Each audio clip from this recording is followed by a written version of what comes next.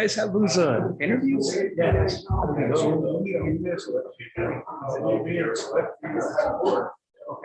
Candidates. And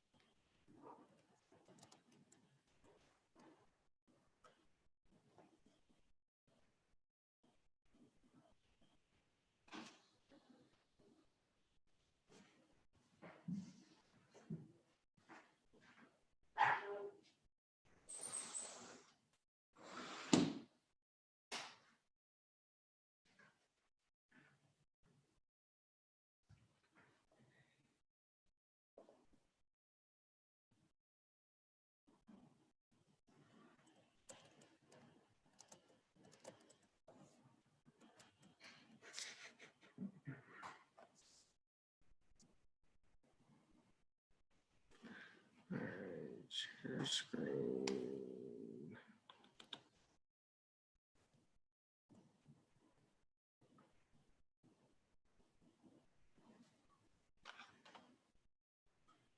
Hello, can everyone hear us?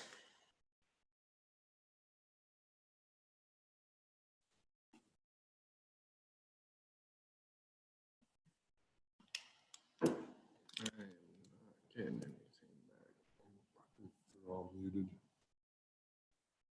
Richard, are you there?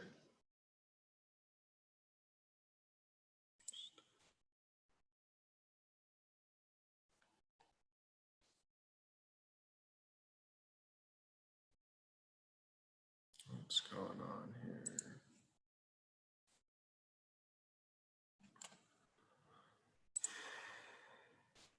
They put it in place and we had to work on the water lines and stuff that would happen.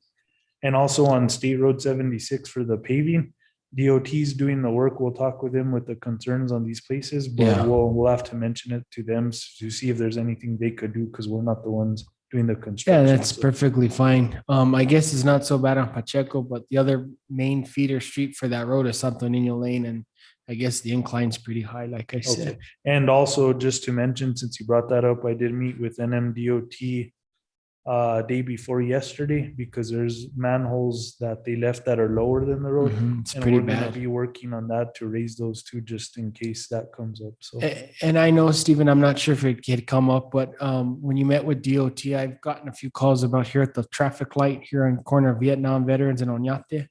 And I guess the timing is completely off. And I don't know if you brought that up to the Yeah, attention of DOT. Mr. Sargent had brought that up a couple times. Okay. We brought it to the attention of Elijah and he also met with DOT and contacted him. He could probably talk about that. Yeah, because I get it's really off. I have heard a is it? couple of calls, and I've personally myself, I've waited there and there's no traffic at all. Yeah, And that, so the timing, I think probably just needs to get adjusted or whatever. okay. And I know Mr. Mares has reached out to DOT a few times about it. So Thanks, Elijah. Appreciate it. thank you. Very good. Thank you, Counselor. Is there anything else at this time? No. Okay, Counselor Benavides, do you have anything at this time? Okay. Nothing else for committee member comments. Let's move back to Mr. Kelly. You have the floor, sir, if you're there. Yes, thank you. I'm here with, my name is Ryan, and I'm also here with Kent. We were hired by the city of Española to perform a Americans with Disability Act self-evaluation and transition plan, and we're kind of just here to discuss an overall picture of that process and project. Can everyone hear me? Yes, we can hear you. Thank you. Go ahead and proceed. Welcome to the meeting. We look forward to hearing your presentation. Excellent, thank you. Can you guys all see the screen sharing? I don't see it there, but I see it on. I think, yeah, we do have it on our computers, but I think we're going to put it up on the big screen now. Okay, thank you. Sure.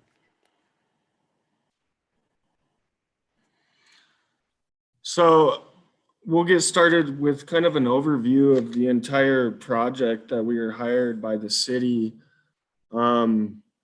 So the Department of Justice requires every city and government entity to have an ADA self-evaluation and transition plan. And this has been the process for about 30 years now. And so the city of Española hired us to look at all of their facilities, parks, and sidewalks that are owned by the city. And we just kind of want to go through the whole process and kind of generalize our findings and go from there. So we'll get started. So our presentation outline will go over the ADA Title II requirements, ADA transition plan requirements, our project scope, the self-evaluation overview. We'll go over a couple sample facility summary reports and also the public right-of-way summary reports and your next steps to keep this process going. First of all, this is Kent. ADA Title II requirements, they're the same for every state and local government. One of the most important things, and this can help you in the long run, is to develop an ADA grievance procedure. Essentially what that is it gives people with disabilities the opportunity to submit a complaint or grievance with the city, and it allows you to react to that grievance prior to them either seeking legal remedies or contacting the Department of Justice. That's one of the first and most important things that should come out of the self-evaluation and transition plan. Also, equally important is the designation of an ADA coordinator to oversee the Title II process. And what that ADA coordinator does, they resolve grievances, of course. And then they also help manage the path to compliance with the Americans with Disabilities Act. So that can mean supervising barrier removal or fixing acts of non-compliance with the ADA. And it can also just mean being the liaison with the community so that somebody with a disability or another person has somebody to talk to if they have a problem within the city, obtaining programs and services, accessing programs and services, having accessible facilities and public right-of-way. One of the things that Española should do is to make the ADA coordinator's name, phone number, and email readily available to the public. That should be posted in the public notice that should be posted in every city facility. And it also should be prominent on the homepage of the city's website. One of the other requirements for Title II is for the city of Española to perform and retain a self-evaluation for 3 years. That doesn't mean in 3 years that everything's thrown out the window and you don't have to have a self-evaluation and transition plan. What it means is that you have a valid transition plan for 3 years, and then after that period, it's probably time to relook at that and to update the self-evaluation and transition plan. Not only to determine where you've made some progress, but also programs and services change all the time within the city. So if there are changes in the future, those need to be addressed if they're not accessible. For instance, a new facility or an old facility is acquired by the city. Also, you need to develop a transition plan for structural changes. We'll go through some of the facility reports as Richard has seen and some of the other folks there at Española.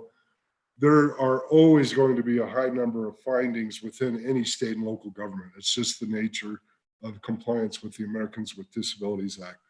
To address those barriers to accessibility, we've helped the city develop a transition plan that prioritizes what barriers should be fixed now or in the future. And it also gives you a roadmap to address any barriers to accessibility within the city's facilities. Also, it's very important to inform the public of their rights and protections under the ADA. A lot of that has to do with the city's public notice, like I said earlier, that should be posted. And then also provide the name and information for the ADA coordinator. One of the requirements for Title II is to seek the public input on the draft transition plan. We always feel that's a good idea. We've seen in the past with other state and local governments, often we try to encourage public input, but a lot of times there isn't a whole lot that comes into play when we do our public outreach meetings and seek public input. Regardless, the public is going to be the ones that are going to notice the findings that affect their personal lives or the inaccessible programs and services.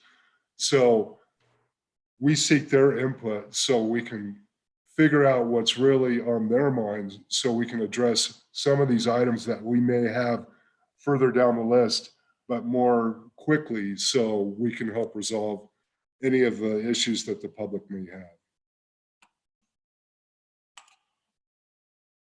As I said earlier, public input is essential for a number of reasons. And that also includes people with disabilities and then other interested individuals or organizations that work with folks with disabilities. This helps people with disabilities and organizations to contribute to the process, which we feel is really valuable, because a lot of times they can come up with solutions that may be more effective and also cost a lot less.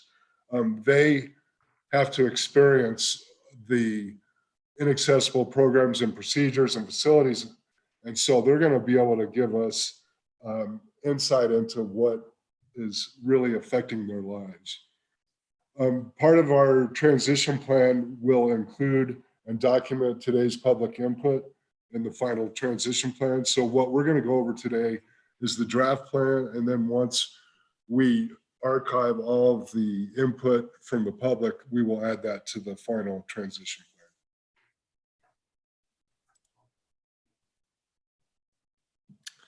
So for the ADA Title II requirements that have been developed by the Access Board and the Department of Justice, they want to make sure that every individual with a disability are not excluded from any programs, services, and activities. So this would include all of your publicly owned facilities that any of the public can come into. For instance, if your rec center offers swimming lessons, they want to make it inclusive for everyone, whether disability or not. So with that, they really want you to have some policies in place on how to deal with individuals with disabilities so they're being able to access your facilities at an equal accessibility. New construction and altered facilities must not have any architectural and communication barriers. With that, it's hard for someone with a disability to access a facility that only has stairs to the entrance. Overall, we documented every finding per the ADA standards, and there's going to be a fairly large list of items that need to be remediated to ensure that everyone with a disability can access these facilities. Every facility is not necessarily required to be completely accessible when access to individual programs and activities and services is provided. For instance, if one of your parks is fully accessible and another park down the road is not accessible, what you guys need to do is make sure on your website that you direct anyone that may have a disability to the park that is fully accessible.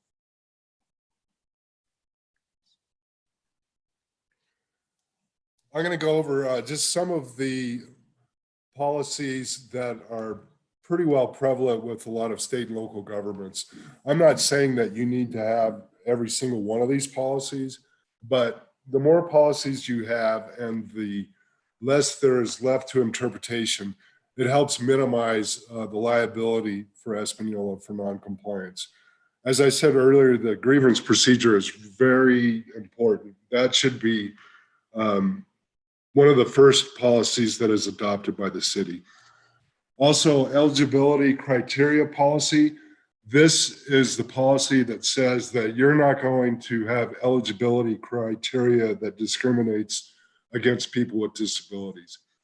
And we can get into some of the details if you have questions about it. That doesn't mean that you necessarily have to let a service animal enter the swimming pool for swimming lessons, because it's a fundamental change in that program. But you do have to be very careful in how you develop your eligibility criteria to make sure that it doesn't discriminate. You also should have an ADA self-evaluation and transition plan policy. Basically, that's pretty simple. It says that, we performed a self-evaluation in this time frame, and we developed a transition plan. And then another aspect of a transition plan policy is how often you're going to update it, what is going to trigger an update, and things of that sort. Effective communications policy is important throughout the city. For instance, if somebody needs a sign language interpreter for this meeting, you have to have a policy that addresses that helps your staff figure out how to provide effective communications for a person that is deaf or needs a sign language interpreter. Also, it's extremely important for law enforcement to be very well trained with effective communications. There are a number of lawsuits that have occurred throughout the country because of the lack of an effective communications for law enforcement. Also, you need to have a general program access policy. This pretty much says that you're going to provide access to all of your programs, either through reasonable accommodation or policy modifications. Equal employment policy, which I know you have. A mobility device policy. I don't know if you let four-wheelers or ATVs sport around on your sidewalks or whatever, but a lot of people with mobility disabilities are using scooters, sometimes ATVs and things of that sort. You need to be able to address where mobility and what type of mobility devices are usable and where they can be used motorized or not. Again, ADA public notice, that should be posted, and that's pretty much boilerplate. That should be posted in every public access building for the city of Española. The ADA coordinator notice, which we already talked about.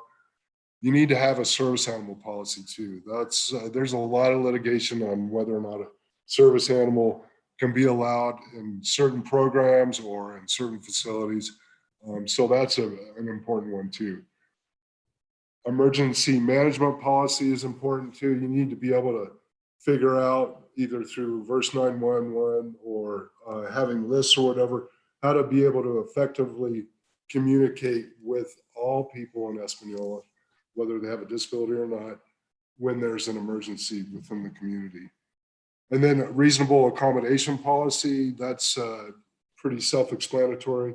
If somebody is having difficulty in accessing a program or service, you need to have an accommodation policy that can hopefully rectify that. The ADA contracting policy is a little confusing, but essentially what that means is every time you contract with anybody for services or construction or whatever within the community of Española, you need to have language in that contract that you have with that provider that specifies what their requirements are for complying with the ADA. And one of the most notable ones is third-party providers for your website. Your website might be accessible, but a third-party provider, if you have like bill pays for utility bills or whatever, if their site's not accessible, that comes back on the city of Española too. And then finally, you need to have a website accessibility policy. I think that is probably one of the most litigious aspects of the ADA currently, even though there aren't any website standards at this time, they're working on it. Best practice is to use WCAG 2.1 AA, which some of you may or may not understand what that is, but the city's website has to be accessible too. Okay, so a transition plan is required to have the following per the Department of Justice. The designation of an ADA coordinator with name, phone number, email address, which we've already covered. An adopted ADA grievance procedure, ADA public notice, a list of barriers that limit the accessibility of programs, activities, or services, which we have provided per facility, per park, and on every city-owned street to the city of Española, and then proposed methods to remove the barriers to accessibility and the schedule to get the barrier removal work. We have provided the city of Española with all these items. The schedule to get the barriers removed is tricky. It's costly. It takes years to perform. And so we can give you guys a recommended time frame to get all that done, but without knowing your annual budget to perform the remediation of all these barriers is very difficult. So that is something that's probably going to have to be done in-house on an annual basis per your guys' designated budget. And the reason this is so important, most Department of Transportations are requiring the city to have all of these requirements or they're threatening to withhold funding. So as long as you guys have a plan in place and you implement that plan on an annual basis, the Department of Transportation should sign off and approve that. And it'll also give you guys a sign off with the Department of Justice, which is the one that comes up with settlement agreements for cities that do not have this plan in place.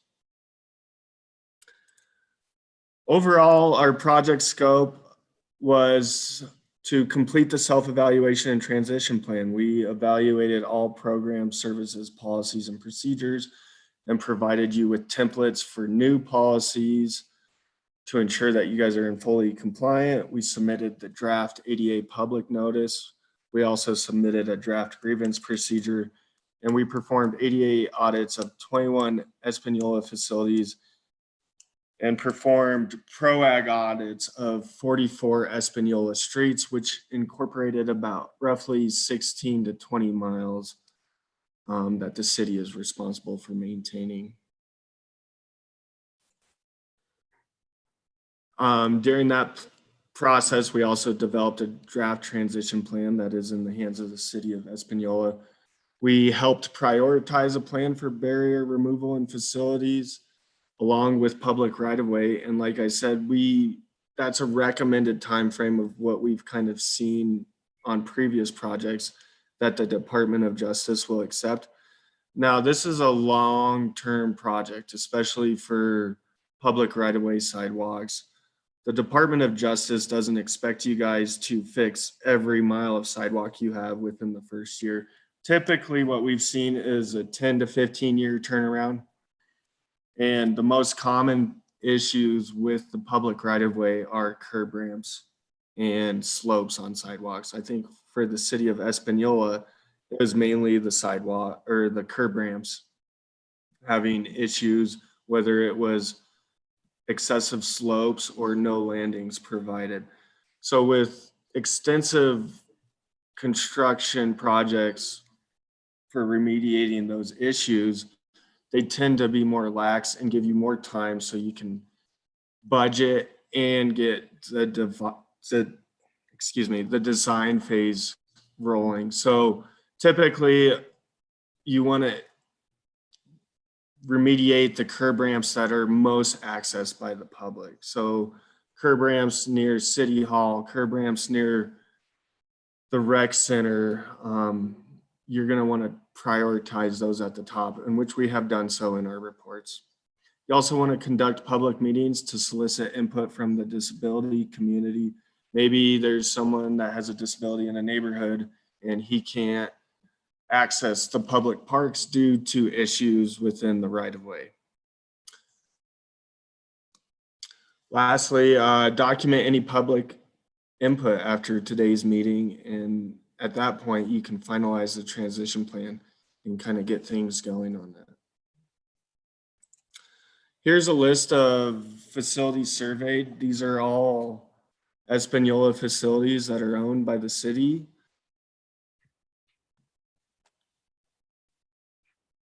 Here are the 3 parks that were surveyed. Here's a sample of facility and park findings, and these are just totals. And we also provided budget cost estimates to remediate the issues. And these are strictly budget numbers. These are not costs that are set in stone by any means. That's why we gave a low and a high. I feel like they're pretty accurate. So as you can see, for your overall facilities, there's a significant cost to remediate each facility to become in compliance. But this is not a number that you need to think of that needs to happen tomorrow. This is spanned over 4 to 5 years. And usually, so the priorities, let me pull that up real quick. 1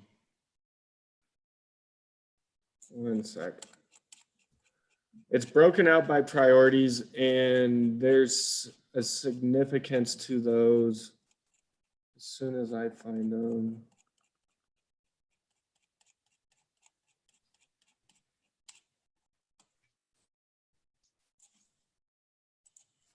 So priority one is high. These are items that should be completed immediately. These include findings that have little to zero cost, but they are in a violation of the code at the time of construction, and they either pose an imminent safety threat or would remove barriers to the greatest number of people to the city's programs and services.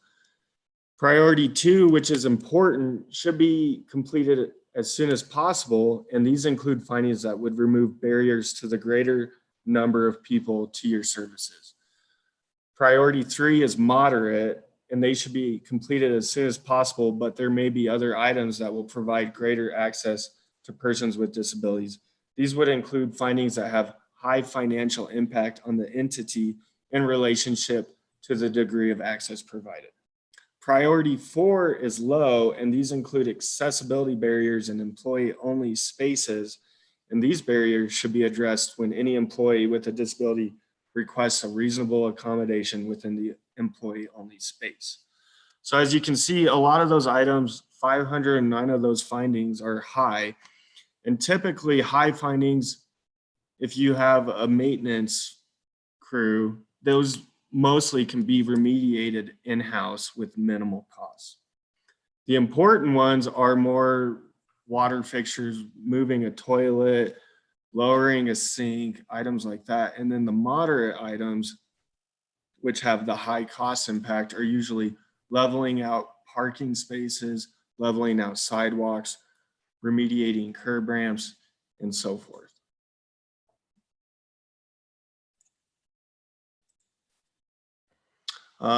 Here's a sample facility finding from City Hall.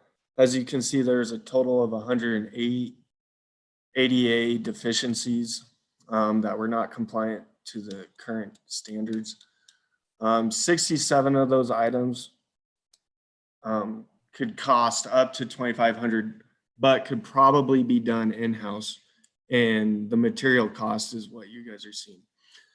So there is a significant amount of findings, but we want to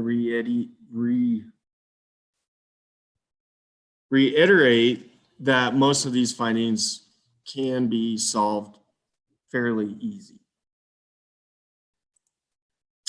Here's a sample of the rec center library. Again, the priority of high has 80 findings and has a much lower cost than the other. And then the senior center. So this trend continues throughout all of the facilities. A lot of the items are high priority, but low cost. And these should be prioritized at the top. And moving forward, you guys should start remediating some of these findings.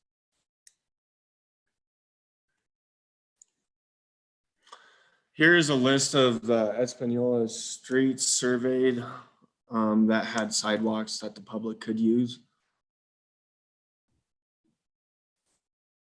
So after reviewing the public right-of-way findings and coming up with budget cost for them, those are fairly large numbers to see. But like we said before, this isn't expected to happen overnight. This is more of a 10 to 15 year process. And the same priorities are used for the public right-of-way as they are for the facilities. So there is a number of items that could be worked on the first year that would eliminate safety hazards, such as a change in level in sidewalk that can be grinded down, joints that are too large that can be filled with sealant. So there is a lot of work that could start on the sidewalks that will not increase the cost very much. So that those numbers are spread out over 10 to 15 years. So we're wrapping up our presentation with the next steps. And the most important thing is to finalize the transition plan with public input and to get the city council to approve and adopt it. Also, I think it's very important that you complete your ADA policy development. As Ryan said, we did provide templates with that, and we are certainly available to help with the development of your ADA policies. One thing that I would really recommend, that once you have adopted your ADA policies, it's crucial that you train your frontline staff or the staff that interacts with the community on these policies so they have no questions. It's kind of like a flight check. For instance, if somebody comes into City Hall and they need a sign language interpreter, that person will be trained on what that policy is for effective communications. They'll know who to call for an interpreter. They'll know exactly what the process is. And that makes the city services and programs a lot more accessible to people with disabilities to have that staff training. And then finally, probably the trickiest one is to identify funding for barrier removal. That is a living process. It changes almost on a monthly basis. We can point you in the right direction with some of the other communities that we've worked with where they've been able to get block grants and funding from the DOT for accessibility improvements. So if you need some assistance with that, we're here to help. That pretty much wraps up our presentation. It's a lot of information, and we obviously, for reasons, cannot present everything that we found. It would take hours to go over every detail and every step that we did. But the reports are in the hands of City Española, and we will work with them on a daily basis to kind of get these things moving forward. Are there any questions at this point? Very good. Thank you, gentlemen, for all the legwork, also for the data collection, as well as this presentation. I do feel it was very thorough as well. And also working side by side with Mr. Richard Hubler and, the planning staff. I'd like to give Mr. Hubler an opportunity to speak to this if you have anything to say, Mr. Hubler. Thank you, Mr. Chair. I would just like to thank Ryan and Kent for their efforts as well to get this done. We recognize that it was a lot of work, and we appreciate everything that you put into it. And for the committee and the public, what I would just suggest is that the whole draft plan was linked with the packet, and if you'd like to review it, you can see the volume of work that they did. It's 76 pages long, I believe. And so we'll continue to move forward on finalizing this stuff. It does not look like we had any members of the public that chose to join us this evening. We did advertise this meeting in advance and actually ran ads in the paper every week for the last 4 weeks. So we'll continue moving forward on this. And then as Ryan mentioned earlier, the completion of this, we've already sent it over to the Department of Transportation for their review of the draft plan. And the completion and finalization of this plan will make us eligible now for federal dollars for road projects and other grants as well. So this is a major step forward for the city of Española. Thank you, Mr. Hubler. I do agree. It's a major step forward. A lot of work, but it's, you're there right now.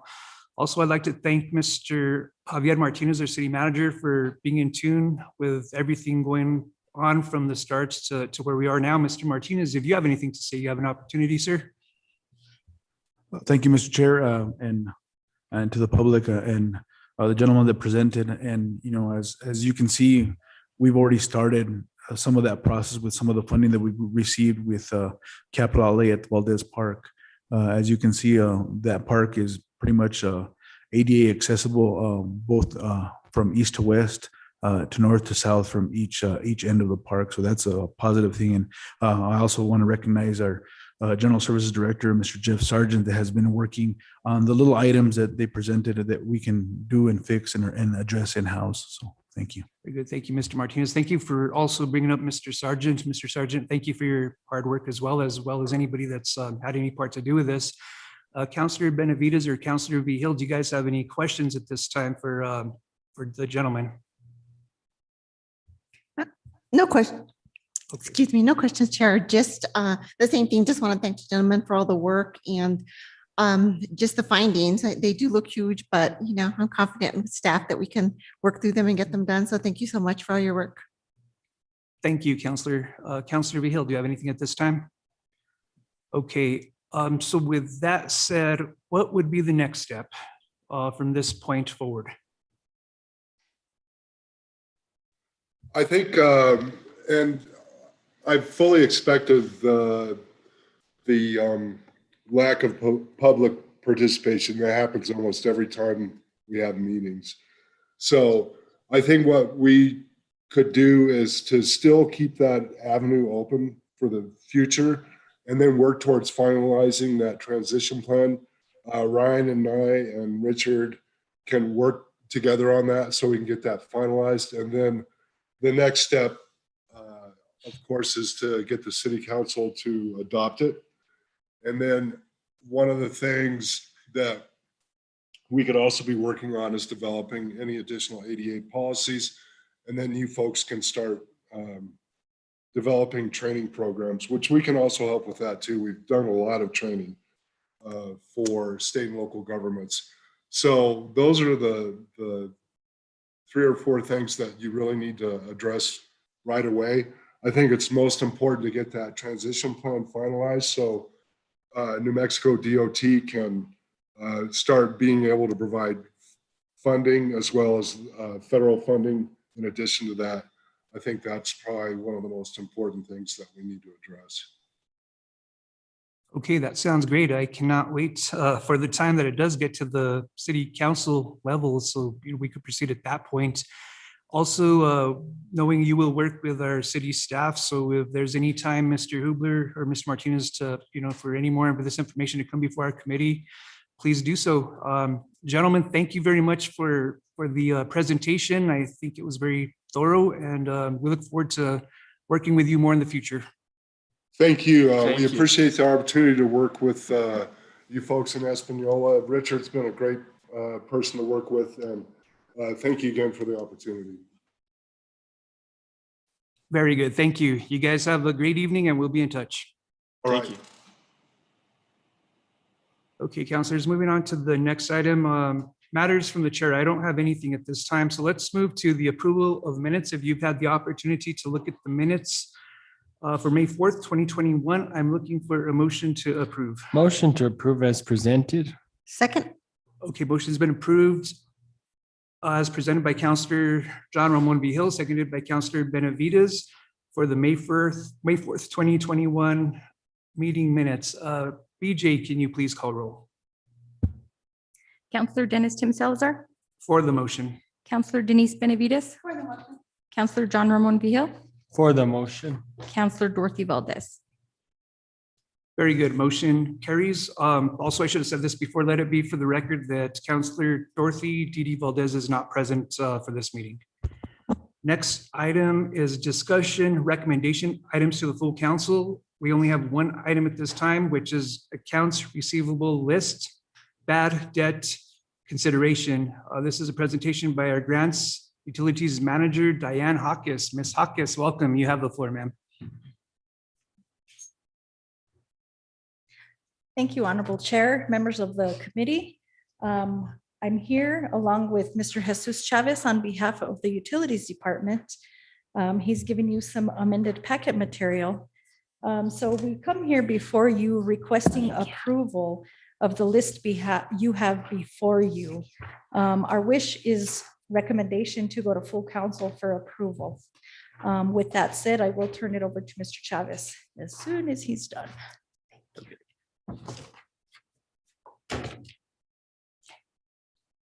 Thank you, Ms. Hawkes. Mr. Chavez, welcome. You have the floor, sir. Thank you, Councilor. Members of the governing body. This is a list we compiled. I actually have an updated list based on new findings. So I did a little research. So the list you have is from 2007 to 2017. And that would have fallen more into the statute of limitations of 4 years. But since when customers come in and they set up a utility account with us, it's a written contract. So that goes into the 6th year. So the packet I just handed out was from 2007 to 2015.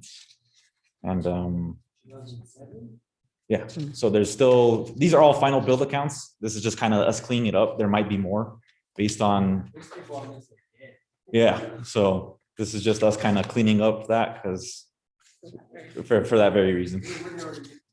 Yeah. How do you plan to get a hold of them? No. Okay.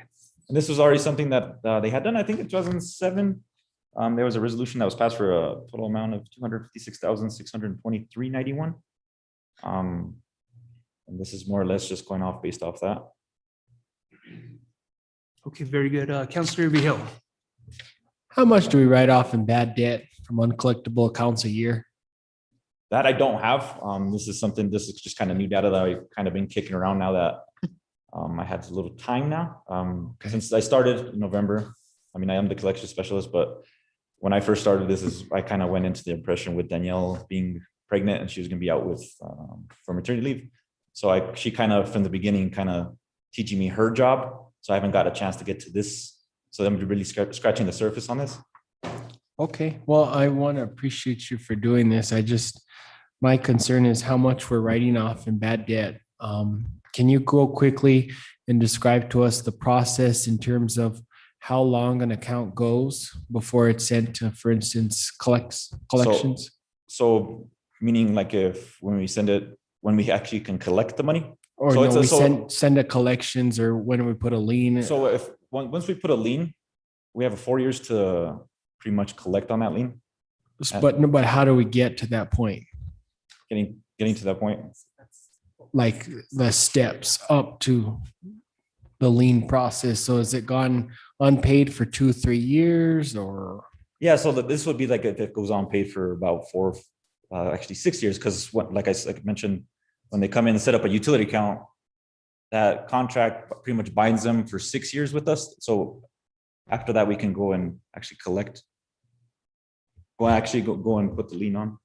And if I may also add, Jesus's position was recently added to the utilities department. And these are the steps we're trying to take so that we can truly implement a collection process, if you will. The last time they wrote off any accounts to bad debt was again in 2007, and that was based on resolution 2007-47. It's not been done since then. So this is the step we're trying to take to establish a good pathway for Jesus to formalize a collection process to move forward so that we're not writing off this amount of revenue, if you will, or potentially. This was something me and kind of Danielle discussed before she left. So this is pretty much up to the point where she was teaching me her job. So now that everything's kind of opening up and kind of lifted not restrictions, but pretty much we're going to do penalties and disconnects. We can move forward with that when she gets back. And it's something I'm going to be working on myself now that we're actually doing penalties and doing disconnects. Okay, very good. Any other counselor comments? Counselor Benavides. Just a quick question, only because I see a current county employee on here who makes good money and hasn't paid her bill since 2015. Did we go through and try to contact and collect? Or, is it based on property address? Has she moved? Because she's like a phone call away. I'm like, so what was our process? And did we just take the year and say, okay, well, these ones haven't paid in those 4 years? And so they just made the list. Did we try to contact some of them? So with that, there's like I said, it was a 6-year statute of limitation. So after 6 years, there's nothing we can do to try to go and collect. Okay. And the other side of that too, if I may, is that because these accounts have been terminated so long, a lot of the contact information we actually have for these customers is no longer valid. And the reason I ask that is because do some of these now have another account with us that might be current? Did we cross-reference them to see, okay, well, statute has passed, but do they have a current account now with us? Because that's kind of a bummer if they owed us money and now they have another account with us. And that's part of our account process. There is a verification when somebody applies for a utility account, there is a verification process that they go through to make sure that we don't. And if they do, it's something that they address at the time before they can actually open up another utility account. Okay, great. Thank you. Thank you, Counselor. Counselor Vihil. Thank you, Mr. Chair. Actually, for Counselor Benavides, I really think that we should review that. 6 years is a long time before we can write off debt. This is very concerning because these go back many years. There's so many people on here that I've seen that have died, or they're consistently. I'm also seeing rental addresses, and they've been in between 3-4 houses, and I know And this is exactly why we're trying to establish a good working list that we can absolutely proceed forward with. Yeah, I see so many addresses here on the west side where these people have been gone for a long time. Good. Very good. Thank you. So with that said, this is an action item. So counselors, what is your pleasure at this time? Motion to send to full council is presented. Thank you, Jesus, for doing this. Really appreciate this. Second, Okay, there's been a motion by Counselor Vihil, seconded by Counselor Benavides. BJ, can you please call roll? Counselor Dennis Tim Salazar, For the motion, Counselor Denise Benavides, for the motion. Counselor John Ramon Vihil, Present, yes, for the motion. Okay. Counselor Dorothy Valdez. thank you. Motion carries. At this time, Counselor John Ramon Vihil needs to, oh, thank you very much. We appreciate that. Thank you guys so much, and thank you for your hard work.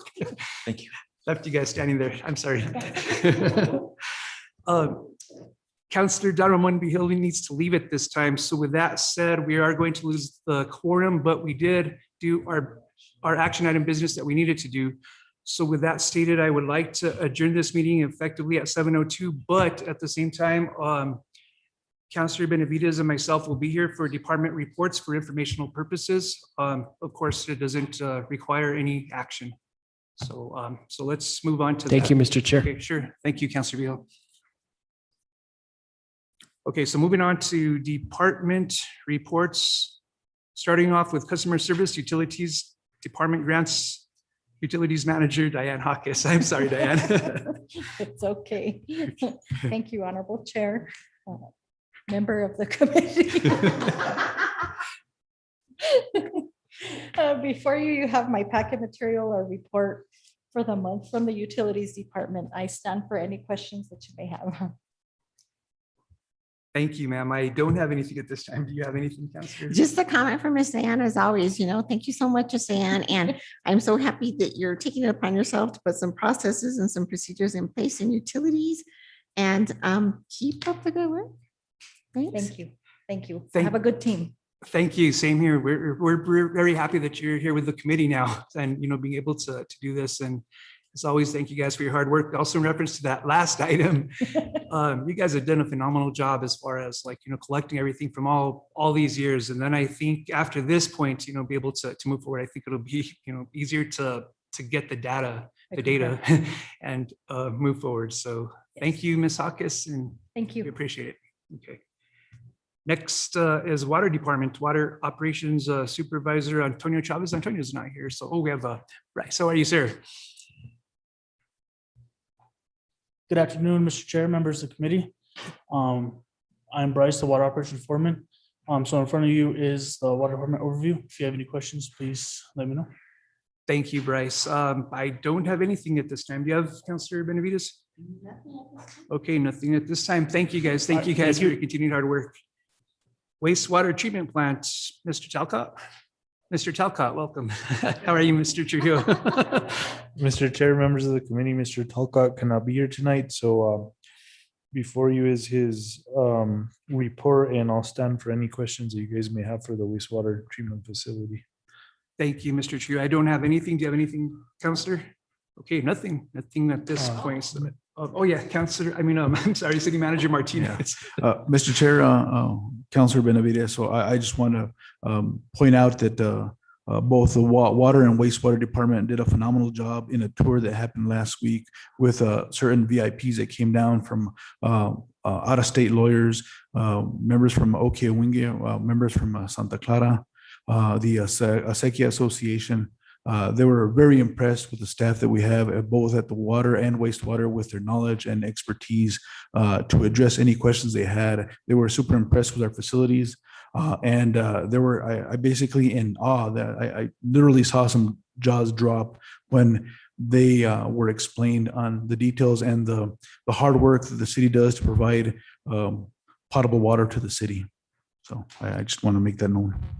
Very good. Thank you for that, Mr. Martinez. In fact, I was invited to go as well, but I just unfortunately wasn't able to make it. But thank you guys for the hard work. And I know there was quite a few people too, right? That Yeah, there was 35 people that 35 showed people, up so- in total, so Wow. it was a good outcome. Awesome. Thank you guys for the legwork involving all that. Okay, moving on to the next item, and we'll Thank get you. with you again shortly. Planning and Land Use Department, Mr. Richard Hubler.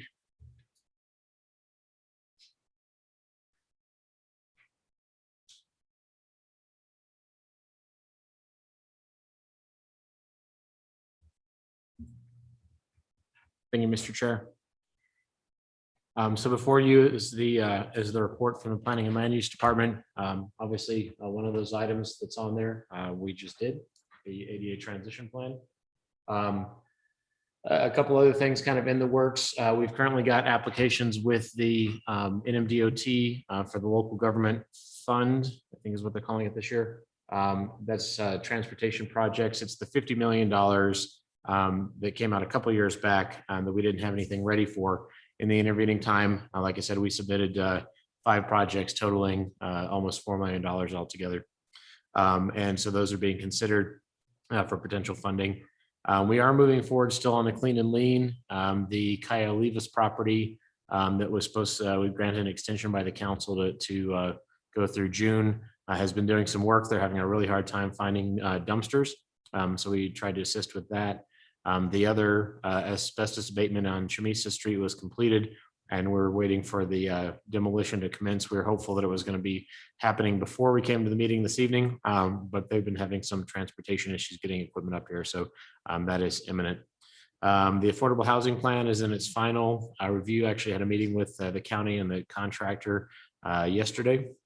So we'll be seeing the final draft of that come through, and that'll be presented before the council and the county commission here in the next month or so, hopefully. That kind of completes my presentation. I'm happy to answer any questions. Thank you, Mr. Hubler. Going back to the local government road transportation fund, if that's the name of it now. Yeah, they dropped half those letters. Okay, that works.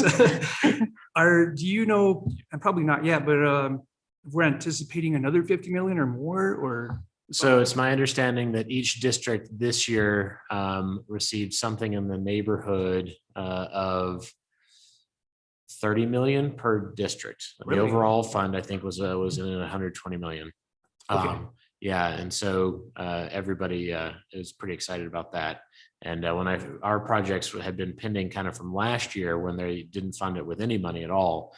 And so we already had PFFs on the old forms. So we got those updated and all that stuff and got those through. And when I submitted those early, we were really ready for the RTPOs process in February and March of this year. We were the only one with the big request of $4 million for the Fairview. And then they just finished the final process, rating and rankings and everything in last month's meeting. And everybody came back with multi-million-dollar projects. So it's a bit more competitive now than it was a few months back. But yeah, we got those all rated and ranked and submitted. So we'll see what DOT does in them. Okay, very good. That's good to hear. I'm sure Los Alamos is up front and center, or not this time. They had a couple of projects, yeah. So, okay, Taos County. Taos County had some. Okay, Wingate had a couple really good ones as well. So. Okay, very good. Thank you, Mr. Hubler. We appreciate that.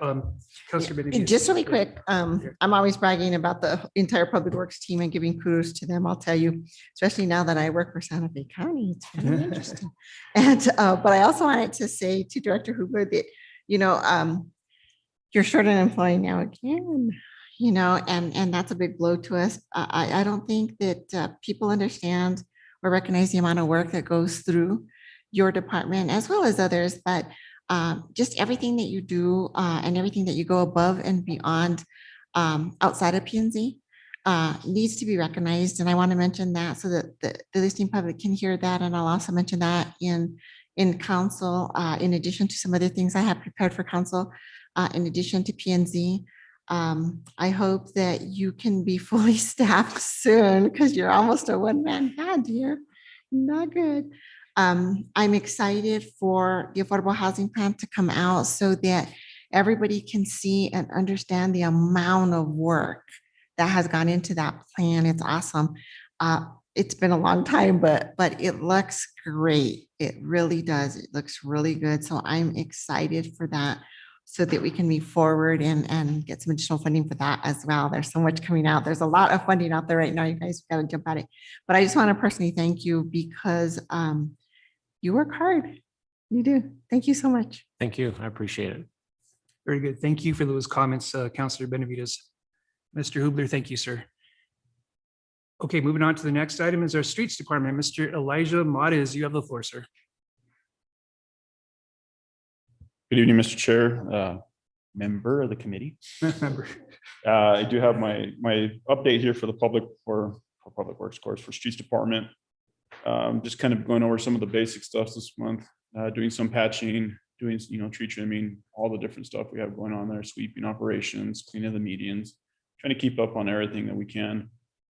Today, I know was mentioned, North McCurdy, but the trees being a little low, it was actually one of the older trees there. It was quite long. It's been growing sideways for years, and it kind of moved downward, and that's what brought about the complaints that was going on there. We did take care of that portion of it, and we are going to go back and just do some final cleanup in there. But that tree was moved back far enough now, so it's out of the public right of way. So that took us about 4 hours to remove that tree, well, portions of that tree, I should say, and about 5 trailer loads of that went out. That's how big that was. So that's what kind of caused the whole North McCurdy debacle today. So if you guys have any other questions for me, though. There was also a high-speed chase, wasn't there, in that area? It was right in that area too. We missed that one. We missed a hit and run at the same time when we were coming out of there. I witnessed the one car there, and my guys saw where the other car went. It was just kind of a crazy afternoon. So very warm out there today and very intense in every other aspects. So thank you guys for your hard work. And like you mentioned, even four loads from the tree. Five trailers. Five We have a trailers, 26-foot trailer that we filled up 5 times just Wow. from that one tree. That was, it's a very, very long tree, and it's an old tree, but what it did is it finally sagged down, I think, a little bit more. Because the weights, there's a bunch of different trees that are kind of intermingled there. And it sagged down because when I was alerted to that there was a tree in the road, I was, kind of befuddled about that one. When we got there, I was like, no, that's not a normal growth. It doesn't grow that fast. It's not bamboo. So Right. that's where we're at. Very good. Thank you, Mr. Mades. Councillor Benavides, do you have anything? Nothing for me. Thank you, guys. Okay. Thank you guys for your hard work. We appreciate it. Thank you, Mr. Mades. Thank you. Next item is our General Service Department. We have Mr. Jeff Sargent. Mr. Sargent, welcome, sir. Good evening, councilors, committee chair. Before you should have a list with all of the information from our department. And I stand for any questions if you guys have any. Thank you, Mr. Sargent. I don't have anything at this time. Do you have anything, Councillor Benavides? Nothing, just again, thank you, Mr. Sargent. Here's another one that needs to be commended. My goodness. Our staff, we just don't showcase our staff enough, I think, right? And so the presentation that they did, that's awesome.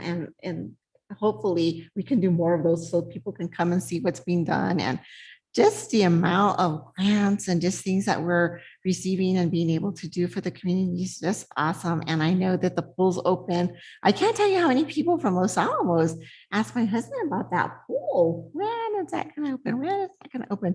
Apparently they don't like their own pool up there in Los Alamos. They like ours better, right? Okay. And of course, outdoor. So thank you so much for everything that you do too. I did want to give you one quick update, or a couple, should I say. I did complete the scope of work for the CDBG for Ranchitos for the park. And we have turned that into Josephine for procurement. So we can start getting that on an RFP, so we can start getting bids to get that project up and rolling. So we've jumped through the hoops, filled out all the exhibits and all the information. And finally, we're at this RFP stage. So we're hoping to get this moving. That's one big sigh of relief. Another item is our government auction site for vehicles. This go around has been doing really well. I have put 3 vehicles on the auction, and with just 3 vehicles, we're going to collect about $13,000 on 3 vehicles. A 2010 model and 2 2014 models. I've still got about 6 to 8 more vehicles to get rid of. So I can see the benefit of us going this route because it's not taking as long to get a huge list of where we get an auction team to come out and do the auctions. Because during that time, we're losing value in the vehicles that we've got. So I can see that. So we're doing very well on that side. And last but not least, I wanted to give you a quick update for our emergency management and COVID information. Rio Arriba County is kicking butt. Good. Our fully vaccinated rate is 67.5% for our county, which is excellent. The state was pushing to have by the end of today to have our 60%. They were 23,000 vaccinations short as of yesterday. So they're hoping to get those pushed out today. But for us, we didn't. We're above and beyond. I think we're in the top 6. So kudos to all that. Great. And lastly, I am working, I'm going to be working with Javier and Diane and Chief Padilla so we can create a resolution to get our city set up through the Department of Homeland Security Emergency Management and get to the point to where we can create our own emergency management group and plan and be recognized individually as along with the county. So that's where we're at. Okay. Very Great. good. Thank you very much. Lots of good news. In fact, Rio Arriba, City of Española, all your hard work. So Rio Arriba did our part. So we're just hoping the state gets over that 60% threshold to open July 1st, right? So yeah, let's see how it goes. Cross our fingers. Thank you, sir. We appreciate all you do. Okay, next is save the best for last, Mr. Stephen Trujillo, Public Works Department. Good evening again. So on my department overview, there are a couple of things that I do want to mention. They did take the scrap meters that we talked about last time. They've been hauling this week to Santa Fe Capital Scrap, and they did receive a check for $32,000 for the meters that we took. Wow. So that's been put in a miscellaneous fund. Okay. With Miss Ortiz, and they're gonna use that money, like I mentioned before, to purchase meters. That they'll be able to purchase about 100. Doesn't sound like a lot, but it is because that's the radio, everything that goes attached to it for us to be able to read. So that was something good. Kudos to the water department for taking that. They also are taking scrap metal, which is also being added. We had 2 checks today, I think for $300-400 as well. So that's going in that miscellaneous fund, and they're putting it all, cleaning their facilities and putting that money to good use for what they need. So I did want to mention that. I spoke with Mr. Sam Houston from Advanced Environmental, went by the nitrate building. He said a timeline of about 5 weeks to be operational. So that should be coming. I don't know if you guys have passed by Ranchitos, but they have the building up, the roof over it, and they just need the pro panel. The nitrate system is inside the building. They just need to connect the piping, do electrical and some other things. So within 5 weeks, we should be online as of today. And that's if they don't run into any issues. I also did want to mention, we did receive MAP and co-op funding. So the MAP funding we received 93,333. The city needs to match 31,111 for a total of $124,444. To look like there will be progress to do that, I've spoke with Elijah and we've gone over it. I think with that funding, we're going to continue on McCurdy because you know how they started. We drove through and GM emulsion fixed with the 85,000, I think it was. We're going to tie in and have him tie into that. So hopefully let's see how far we could get on North McCurdy. That way it'll show that we've done a lot instead of breaking it up and then pick another project and do an entire road there as well too. The co-op funding we received is for Fairview Extension, which is a city road. That's your sidewalks, resealing it, pretty much preserving it. I don't have the numbers for that, but that's something I felt I should share because it's good news as well too, that we're getting these projects complete and getting funding and applying for them. And Ms. Hawkes, Elijah, Jesus, utilities, general services, Richard, and planning, we've all worked together. And I got to say, everybody, has really come together and we help each other out a lot. So it is, everybody's working good together. And again, what Mr. City Manager said when we talked to all the attorneys and stuff out of state, they were like, wow, I can't believe there's 4 of you guys that are certified and you're doing all this and running this city and staying in compliance and doing stuff like that. So I think that is something huge and that they did recognize it. So it makes me feel good and proud that we are doing good things. So that's all I have, and I'll stand for any questions. Thank you, Mr. Trujillo. Councillor Benavides. do you have any- No questions, Stephen. Just again, kudos to you guys. I can't say enough about you guys. And I know that there's a ton of CDBG money coming down the pipe for a lot of different things. So hopefully we can be on the lookout and apply for some more funding for a lot of different things that, we could use that money for. So that's a big one. There's just so much funding out there right now, you guys, that we have to take advantage of. But yeah, thank you so much. I see the lights, that project's up and going. Yeah. I talked today briefly for lunch. We had lunch, city manager and myself, Jessica, just for some more funding, hopefully for the city with the gentleman today, and talk about how the team, and it's a small team, but you can accomplish so much when you have a small, skilled, specialized team that works together, that's experienced, and that just has a process. I mean, the amount of work you guys get done, it's amazing. It really, really is. I take a look at, the amount of employees that we have here in our department. And I know city's a larger area, but even still, the amount of work that gets done by the small crew versus that large crew over there, it just amazes me. And I think that it does require, and I mean, I wish that we could shout it out there, right? And I wish that our Rio Grande son would write about all the positive things that really happen here. And even us, I think we can do a better job of letting the community know exactly all the projects that we do accomplish and what we do. Sometimes I think that they fail to see what gets done and the amount of funding that's coming our way because you guys apply for it, because you guys are stepping up to the plate.